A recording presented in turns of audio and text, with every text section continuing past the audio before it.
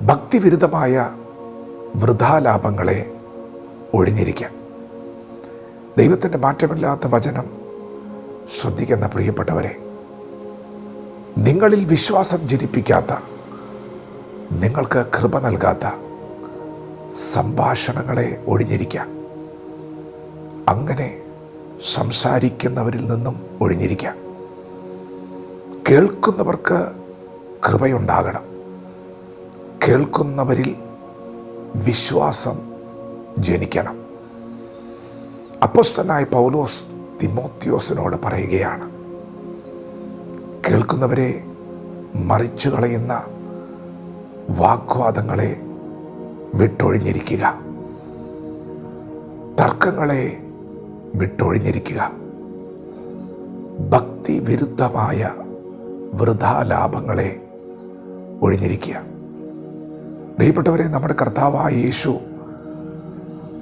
തൻ്റെ മുൻപിൽ കടന്നു വന്ന ജനസമൂഹത്തോട് വചനം പങ്കുവയ്ക്കുമ്പോൾ കർത്താവിൻ്റെ ഹൃദയത്തിലൊരാഗ്രഹമുണ്ട്. അവരുടെ അകത്ത് വിശ്വാസം ജനിക്കണം, അവർക്ക് കൃപയുണ്ടാകണം. തൻ്റെ ശിഷ്യന്മാരെക്കുറിച്ച് കർത്താവിന് അങ്ങനെ ആഗ്രഹമുണ്ടായിരുന്നു.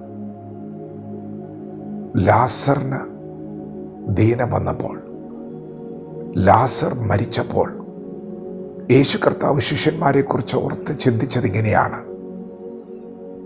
അവർ വിശ്വസിക്കുവാനിടയാകുമല്ലോ. പ്രിയപ്പെട്ടവരെ, നിങ്ങൾ കേൾക്കുന്ന വചനങ്ങൾ നിങ്ങളെ വിശ്വാസത്തിൽ ശക്തിപ്പെടുത്തുന്നതാകണം. നിങ്ങൾക്ക് വിശ്വാസം നൽകി തരാത്ത, നിങ്ങളെ ജീവിപ്പിക്കാത്ത, നിങ്ങൾക്ക് കൃപ നൽകാത്ത സംസാരങ്ങളിൽ നിന്നും, സംസാരിക്കുന്നവരിൽ നിന്ന് ഒഴിഞ്ഞു മാറുക. ഭക്തിവിരുദ്ധമായ വൃഥാലാഭങ്ങളെ ഒഴിഞ്ഞിരിക്കുക. നിങ്ങൾ ഓക്കെ ആണെന്ന് നിങ്ങൾക്ക് തോന്നുന്നുണ്ടാകാം. നിങ്ങൾ സ്ട്രോങ് ആണെന്ന് നിങ്ങൾക്ക് തോന്നുന്നുണ്ടാകാം. പ്രിയപ്പെട്ടവരെ, പരിശുദ്ധാത്മാവ് പറയുന്നു, നിങ്ങളുടെ അകത്ത് ഭക്തി ജനിപ്പിക്കാത്ത, വിശ്വാസം ജനിപ്പിക്കാത്ത വാക്കുകളെ ഒഴിഞ്ഞിരിക്കുക. എന്തുകൊണ്ടെന്നാൽ ആ വകക്കാർക്ക് അഭക്തി അധികം മുതിർന്നു വരും. നിങ്ങളുടെ ഭക്തി നഷ്ടപ്പെടാൻ സാധ്യതയുണ്ട്. പ്രിയപ്പെട്ടവരെ, നിങ്ങൾക്ക് ആത്മീക വർധന വരുത്താത്ത വാക്കുകൾക്ക് നിങ്ങൾ ജീവിതത്തിൽ ഇടം നൽകിയാൽ, ഇപ്പോൾ നിങ്ങൾക്കുള്ള ഭക്തി നിങ്ങൾക്കുണ്ടെന്ന് നിങ്ങൾക്ക് തോന്നുന്നത്, നിങ്ങൾ ഉറപ്പിച്ചു പറയുന്നത് നഷ്ടപ്പെടാൻ സാധ്യതയുണ്ട്. അഭക്തി അധികം മുതിർന്നു വരും. അതുമാത്രമല്ല, അതൊരു അർബുദ വ്യാധി പോലെ നിങ്ങളെ തിന്നുകളയാൻ സാധ്യതയുണ്ട്. പ്രിയപ്പെട്ടവരെ, ക്യാൻസറിൻ്റെ ലക്ഷണങ്ങൾ പെട്ടെന്നൊന്നും ശരീരത്തിൽ പ്രകടമാകണമെന്നില്ല. അതിൻ്റെ 4th സ്റ്റേജൊക്കെ എത്തുമ്പോഴാണ് ചിലപ്പോൾ ക്യാൻസർ ഉണ്ടെന്ന് പോലും അറിയുന്നത്. നിങ്ങൾ ഓക്കെ ആണെന്ന് കരുതി, സ്ട്രോങ് ആണെന്ന് കരുതി തർക്കങ്ങൾക്കും വാഗ്വാദങ്ങൾക്കും ഭക്തിവിരുദ്ധമായ സംസാരങ്ങൾക്കും നിന്നു കൊടുക്കരുത്. അതിൽ നിന്ന് ഒഴിഞ്ഞിരിക്കുവാൻ പരിശുദ്ധാത്മാവ് പ്രബോധനം നൽകുകയാണ്. ആ അന്തരീക്ഷം നല്ലതല്ല. നിങ്ങളെ വിശ്വാസത്തിലേക്ക് നയിക്കുന്ന വാക്കുകളെ കേൾക്കുക, കൃപ നൽകുന്ന സംഭാഷണങ്ങൾ കേൾക്കുക. ദുരുപദേശത്തിൻ്റെ കാറ്റ് ടാർജറ്റ് ചെയ്യുന്നത് നിങ്ങളുടെ ഭക്തിയെയാണ്, നിങ്ങളുടെ വിശ്വാസത്തെയാണ്. അപ്പോസ്തലനായ പൗലോസ് തിമോത്തിയോസിനോട് പറയുകയാണ്, ഹുമനയോസും അലക്സാണ്ടറും അവരുടെ നല്ല മനസാക്ഷി തള്ളിക്കളഞ്ഞു.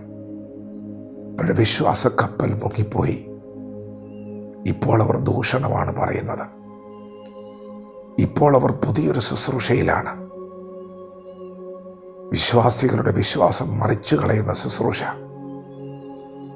ഭക്തരുടെ ഭക്തി ടാർജറ്റ് ചെയ്യുന്ന ശുശ്രൂഷ, അങ്ങനെ ശുശ്രൂഷിക്കുന്നവരുണ്ട്.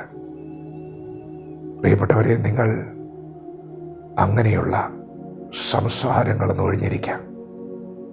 കർത്താവിന് നല്ല നിശ്ചയമുണ്ട്.